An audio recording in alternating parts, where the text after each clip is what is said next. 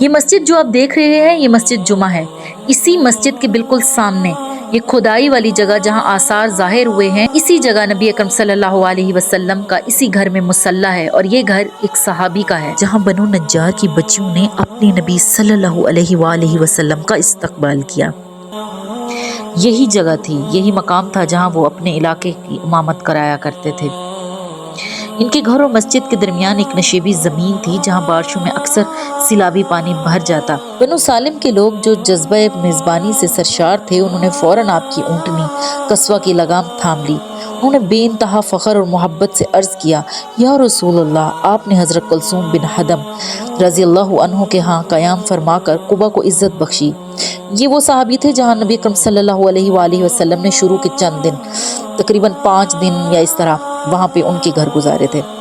آج میں آپ کو قبا کے قریب واقع ان جگہوں پر لے کر جا رہی ہوں جہاں یقین کریں قدم قدم پر ہمارے آقا صلی اللہ علیہ وسلم سے منسلک آثار اور ان سے جڑے واقعات موجود ہیں، کیونکہ قبا کا علاقہ یہ وہ جگہ ہے جہاں نبی اکرم صلی اللہ علیہ وسلم مکہ سے اپنے ہی رشتوں سے تنگ آ کر جب ہجرت کر کے یہاں مدینہ میں آئے تو جہاں وہ آ کر پہلی بار بیٹھے، جب انہوں نے صحابہ کرام سے ملاقات کی جو یہاں کے انصار صحابی تھے، جس طرح انہوں نے مختلف صحابیوں کے گھر قیام کیا اور مختلف قبیلوں میں گئے اور جہاں جہاں نماز کا وقت ہوا نمازیں پڑھیں، یہ سارے واقعات اپنے آثار کے ساتھ کہیں نہ کہیں کسی نہ کسی شکل میں موجود ہیں۔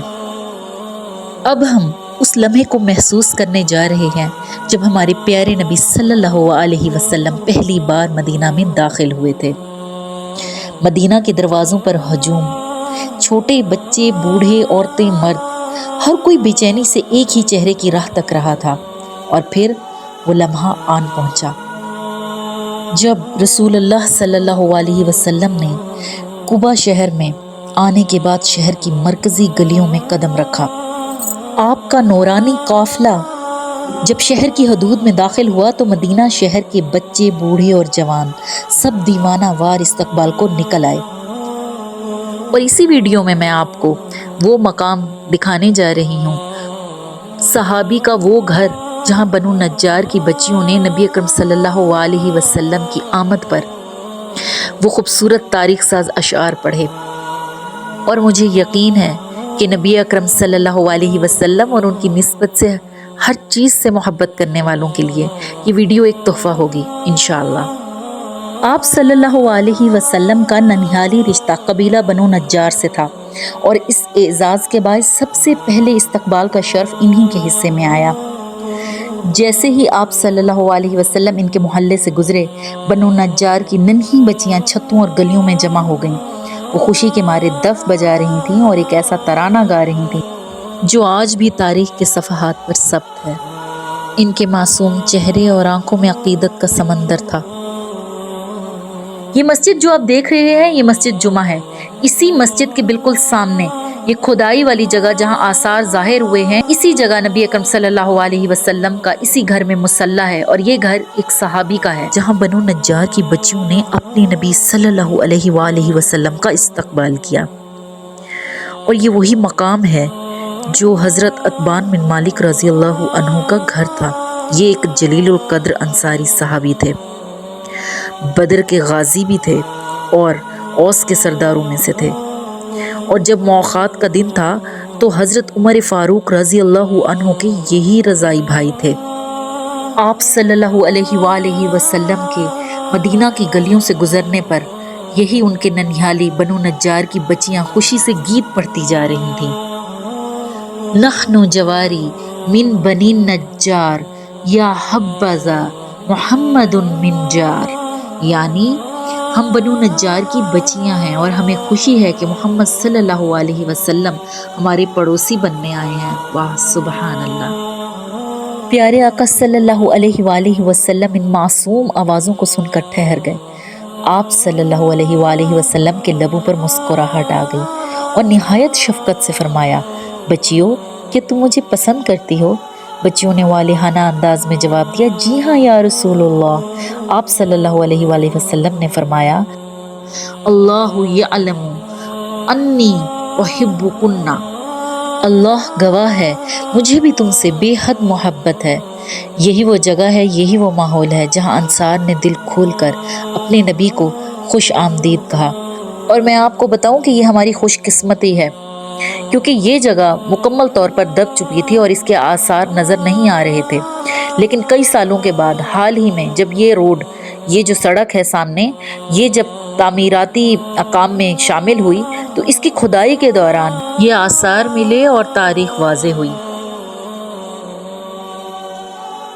یہ صحابی حضرت عتبان بن مالک قبیلہ سالم بن عوف سے تعلق رکھتے تھے اور اپنی قوم کے امام مسجد تھے، لیکن بڑھاپے اور وقت کے ساتھ ساتھ ان کی بینائی کمزور ہوتی چلی گئی اور ان کا گھر مسجد سے تھوڑا دور تھا۔ یہ سامنے جو آپ کو مسجد کے سامنے جمعہ مسجد نظر آ رہی ہے، یہی جگہ تھی، یہی مقام تھا جہاں وہ اپنے علاقے کی امامت کرایا کرتے تھے۔ ان کے گھر اور مسجد کے درمیان ایک نشیبی زمین تھی جہاں بارشوں میں اکثر سیلابی پانی بھر جاتا اور اپنی بینائی کی کمزوری کی وجہ سے ان کا یہاں تک جا کر بھی امامت کرانا مشکل ہو جاتا۔ حضرت عتبان نے ایک دن نبی اکرم صلی اللہ علیہ وسلم سے عاجزی سے عرض کیا، یا رسول اللہ، میرے لیے روزانہ جماعت کے لیے مسجد جانا ممکن نہیں رہا۔ میری دلی تمنا ہے کہ آپ میرے گھر تشریف لائیں اور ایک خاص جگہ پر نماز ادا فرما دیں تاکہ میں اسی جگہ کو اپنا مستقل مصلی یعنی نماز پڑھنے کی جگہ بنا لوں اور آپ کی برکت اس جگہ پر ہمیشہ رہے۔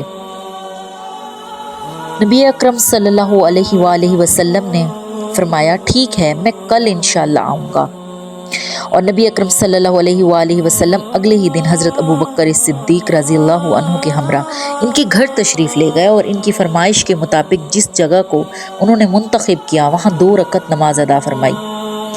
یوں وہ جگہ تا ابد ایک تبرک اور انفرادی عقیدت کی علامت بن گئی اور آج بھی اس کی اہمیت محفوظ ہے۔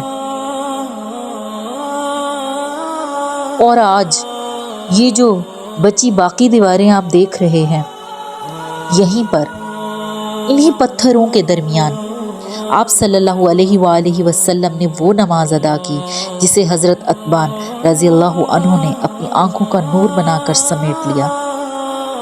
جی، یہ کوئی عام لمحہ نہ تھا، یہ رسول اللہ صلی اللہ علیہ وآلہ وسلم کی محبت، توجہ اور شفقت کی وہ بے مثال بن گئی جسے سن کر آج بھی دل بھیگ جاتے ہیں۔ اب میں آپ کو بتاتی ہوں کہ یہ سامنے مسجد جمعہ جو ہے، اس کا نام مسجد جمعہ کیوں ہے اور اس کی کیا تاریخ ہے۔ جس دن آپ صلی اللہ علیہ وآلہ وسلم قباء سے مدینہ کی طرف روانہ ہوئے وہ جمعہ کا دن تھا اور سفر جاری تھا۔ جب آپ صلی اللہ علیہ وسلم کا قافلہ قبیلہ بنو سالم بن عوف کے علاقے وادی رانونہ میں پہنچا، اسی وادی کا نام رانونہ ہے، تو ظہر کا وقت ہو چکا تھا اور اللہ کا حکم نازل ہو چکا تھا کہ اب ظہر کی بجائے جمعے کی نماز ادا کی جائے۔ بنو سالم کے لوگ جو جذبہ میزبانی سے سرشار تھے، انہوں نے فوراً آپ کی اونٹنی قصوہ کی لگام تھام لی۔ انہوں نے بے انتہا فخر اور محبت سے عرض کیا، یا رسول اللہ، آپ نے حضرت کلثوم بن حدم رضی اللہ عنہ کے ہاں قیام فرما کر قباء کو عزت بخشی۔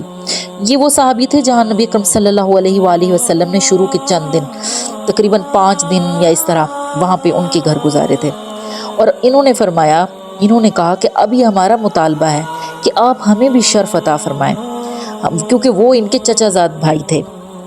ہمارے پاس کافی ساز و سامان اور مضبوط مردان کار موجود ہیں، لیکن اللہ کے رسول صلی اللہ علیہ وآلہ وسلم کا فیصلہ آسمانوں سے آ چکا تھا۔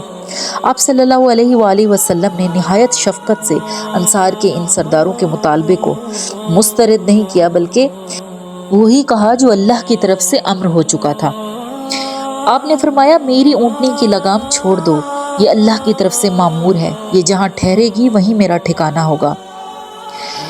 اور پھر اس وادی رانونہ میں آپ صلی اللہ علیہ وآلہ وسلم نے سینکڑوں صحابہ کرام رضی اللہ عنہ کے سامنے کھڑے ہو کر اسلام کا پہلا باضابطہ جمعہ کا خطبہ ارشاد فرمایا اور نماز ادا کی۔ وہ خطبہ ایمان، تقوی اور شکر گزاری کی اہمیت پر مبنی تھا۔